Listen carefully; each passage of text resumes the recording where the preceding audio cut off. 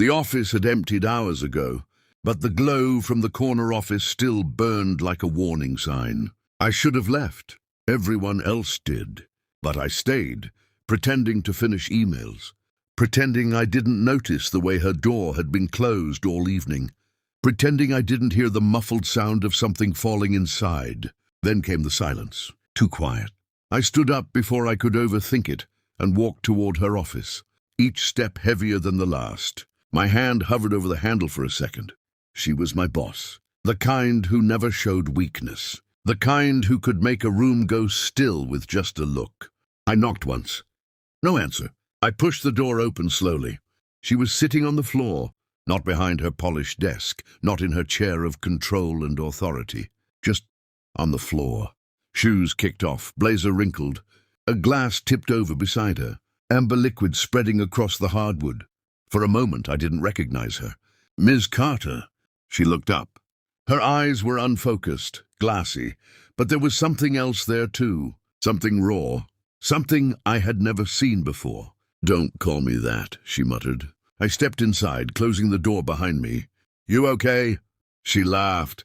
It wasn't a real laugh. It sounded broken, like it didn't belong to her. "Do I look okay to you?"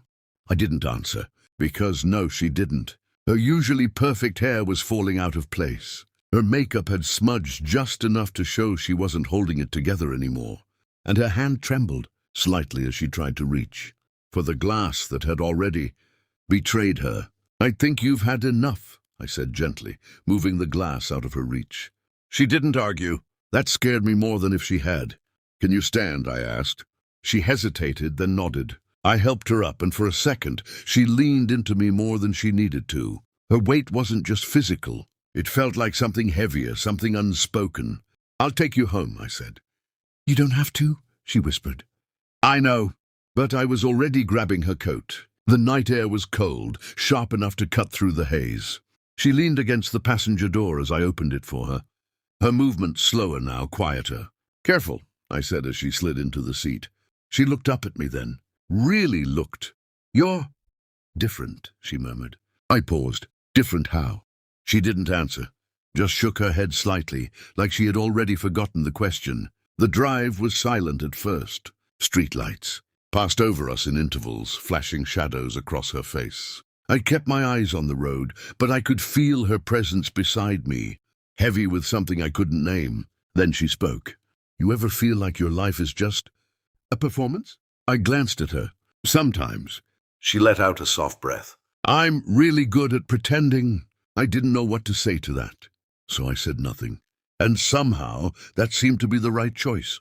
Her apartment was exactly what I expected. High floor, expensive, perfectly arranged, and completely empty. Not physically.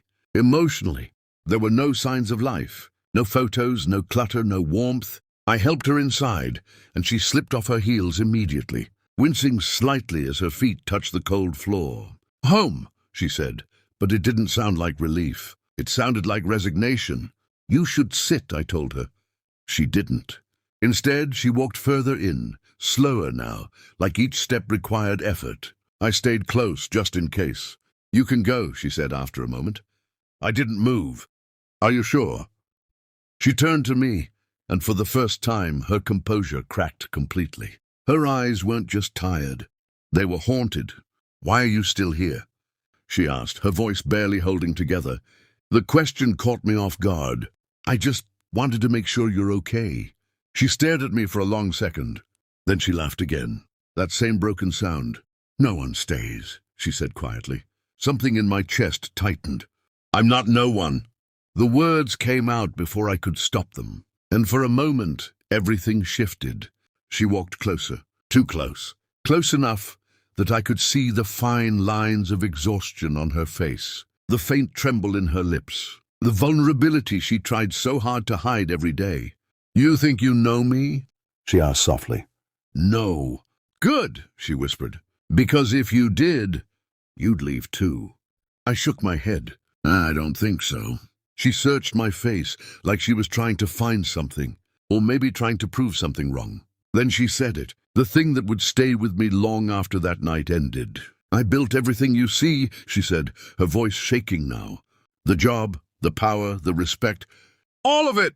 I nodded slowly. But I had to destroy myself to get here. The room felt colder, heavier. I didn't know what to say. So again, I said nothing. And again she kept going. I don't remember. The last time someone asked me if I was okay and actually meant it, she admitted.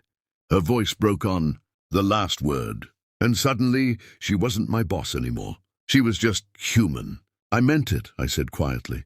She closed her eyes. Like that hurt more than anything else. You shouldn't, she whispered. Why? Because people who care, they lose. I frowned slightly. That's not true. She opened her eyes again, and this time there was something almost desperate in them. It is for me. The silence that followed wasn't empty. It was full of everything she wasn't saying, everything she had buried under years of ambition and control and perfection. I had someone once, she continued, her voice softer now. Before all this, I stayed still, listening. He used to say the same things you do. Stay, care, try. Her lips curved into a sad smile. I thought he'd never leave. Something told me I already knew how that story ended. But he did, she said simply. The words landed heavier than anything else she'd said that night. And after that, she continued, I decided I'd never need anyone again. I swallowed slowly. And did it work? She looked around her perfect empty apartment. You tell me. I didn't answer right away, because the truth was already there, hanging between us. No, I said finally. Her expression didn't change, but something behind her eyes did. A crack, small, but real. I don't want to be this person anymore, she admitted suddenly. The words came out like a confession, like something she had been holding in for years. Then don't be, I said. She shook her head. It's not that simple. It could be. She laughed softly. You really believe that, don't you? I do. She studied me again. Longer this time. And then she asked something I didn't expect. Why are you so kind? The question caught me off guard. I shrugged slightly. I don't know, I guess because I know what it feels like when no one is. She looked at me differently after that. Not as my boss. Not as someone beneath her, but as someone equal. Maybe even someone she needed. Stay, she said. The word was quiet, but it carried everything. Not demand, not authority, just a request. I hesitated, not because I didn't want to, but because I knew this moment mattered more than anything else that night. If I stay, I said carefully, it's not because you're my boss. She nodded. I know. And it's not because you need someone to fix things. I know. It's because you don't have to go through this alone. Her eyes filled slightly, but she didn't look, whispered. We didn't talk much after that. She sat on the couch, wrapped in a blanket, while I made her a glass of water and found some aspirin in her kitchen. Small things, simple things, but somehow they felt bigger, like pieces of something she'd been missing. At one point, she looked up at me and said quietly, No one's ever taken care of me like this before. I didn't know how to respond to that, so I just said, You deserve it. And for the first time that night, she didn't argue. Hours passed. The silence became comfortable. The tension faded, and slowly, the woman who ruled an entire company began to look like someone who could finally rest. Before I left, I paused at the door. She was half asleep on the couch, the blanket pulled close, her breathing steady. For a second, I thought she wouldn't say anything. Then, without opening her eyes, she whispered, Don't let me become that person again. I froze. Her voice was barely audible, but I heard it, felt it, understood it. I won't, I said softly. The next morning, everything changed. Not dramatically, not instantly, but subtly. She came into the office like she always did, confident, composed, in control. But when her eyes met mine across the room, there was something different there, something real.